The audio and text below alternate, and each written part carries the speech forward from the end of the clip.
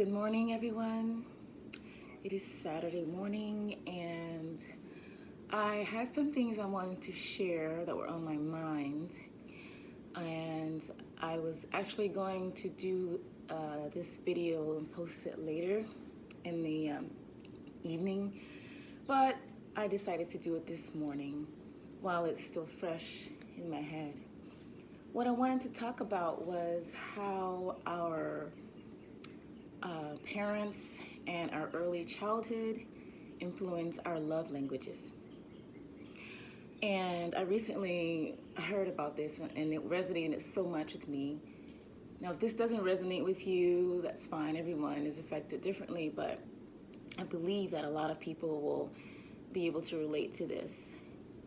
So if you know anything about the love languages, you know that I think there's 5. There's acts of service, gifts, words of affirmation, physical touch, and quality time. Yeah. My love language happens to be quality time.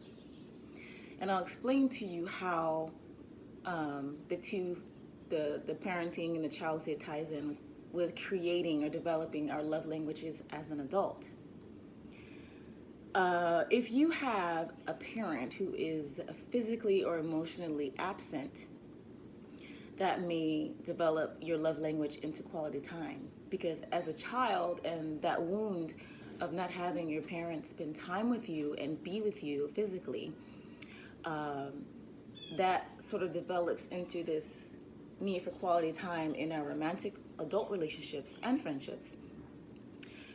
If you have a parent who never told you anything positive about yourself, never gave you any good reinforcement, never told you you're doing a good job, you can do whatever you want, never gave you verbal encouragement, you're going to develop into a person that is going to want positive words of affirmation. If you had a parent who just was checked out and not doing the things that a parent should do on the physical level, such as,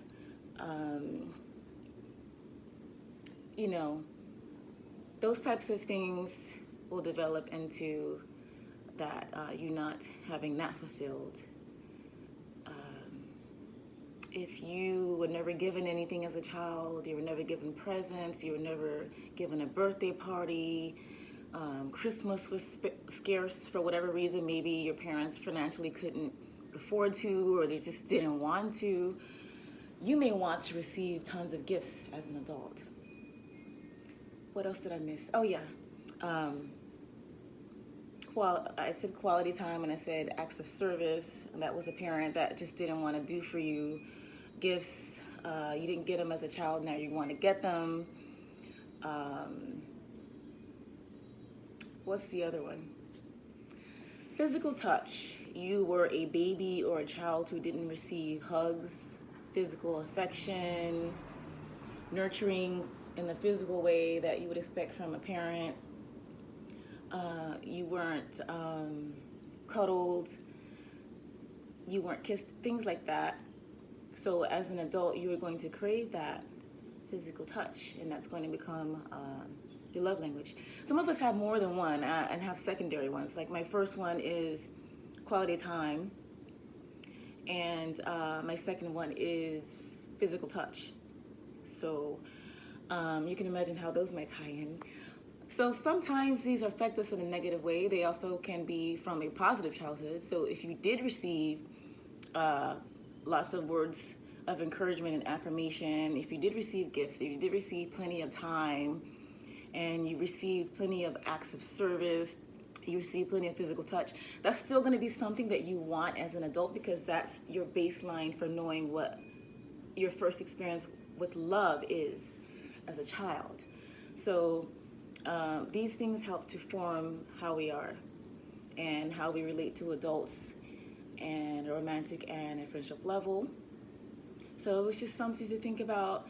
If you have developed your love language based on positive childhood experiences, then that is wonderful, and that's you know what to expect, you know what you grew up with, you know what you deserve, what you're worthy of. And so then you seek that in a partner.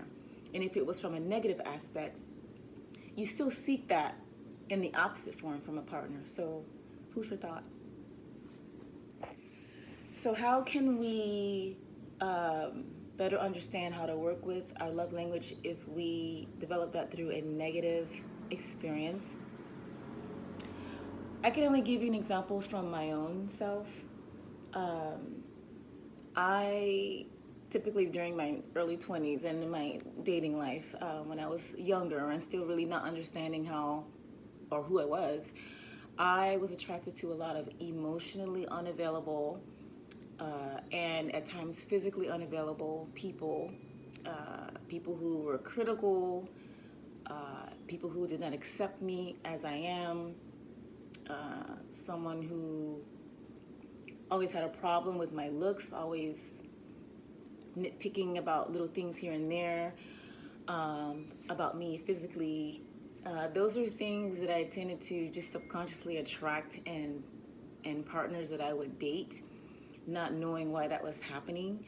However, once I became aware of that, I had the power to change that.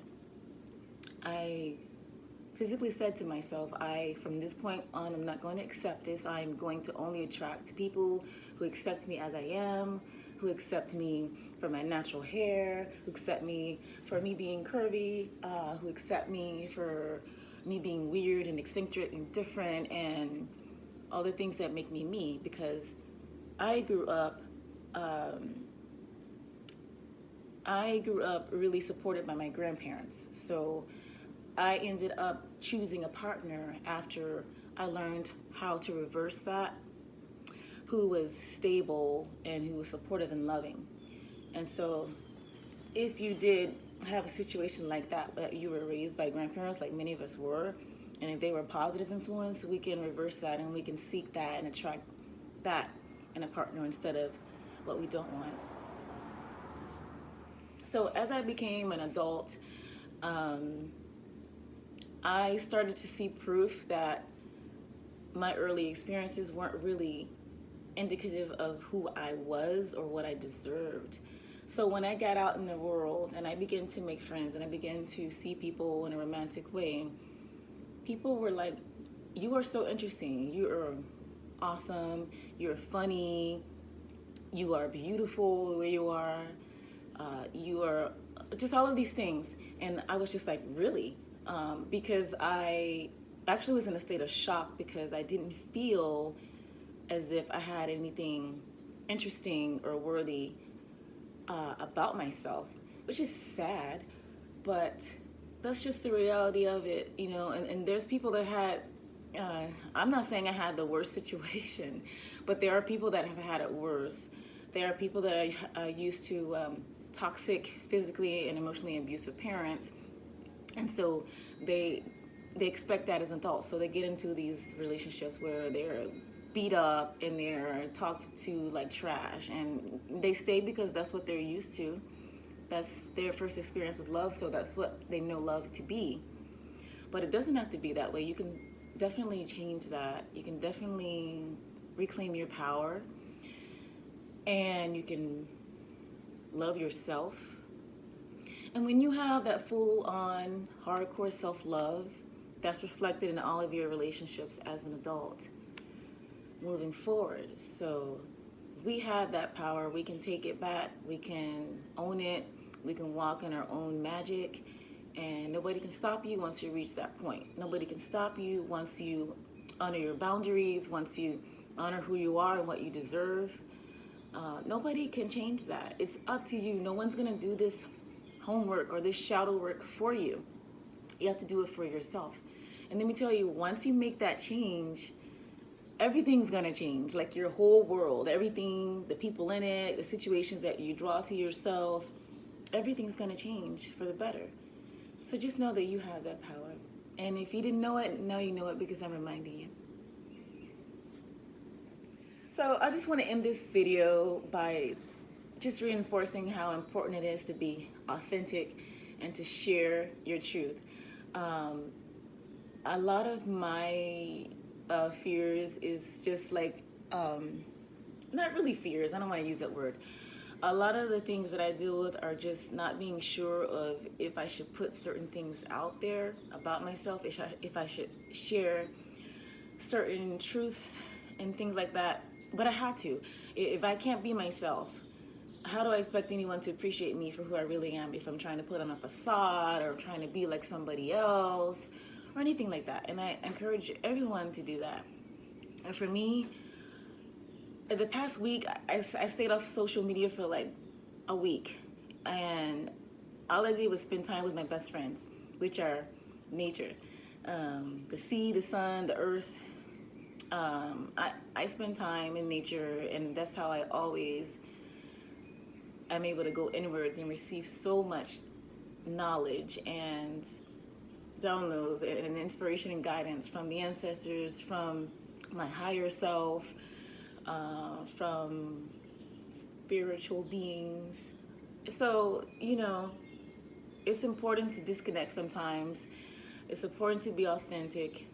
It's important also to know, like, if you also are in this field and you're a person that helps others, whether that's in a spiritual way, metaphysical, physical healer, like a massage therapist or something like that, it's important to be you, but to also not compare yourself to other people. If you are very social media oriented, don't compare yourself to other people and how many followers they have and this and that, because maybe